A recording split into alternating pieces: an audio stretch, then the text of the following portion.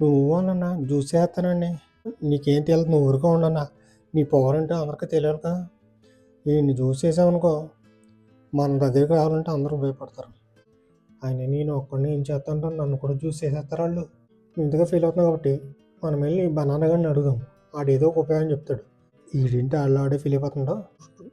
Banana అన్న ఏంటి నీళ్ళు నువ్వు ఫీల్ అయిపోతున్నావు? ఎంత పొడుగ్గా ఉన్నావు కదా! ఒరేయ్ టమాటా నీకు తెలియదురా భూమిలో పుట్టినాడా? ఎవరన్నా అది? ఒరేయ్ టమాటా బుడ్డోడా చూడు ఎవరి దగ్గరికి అన్నావు కదా!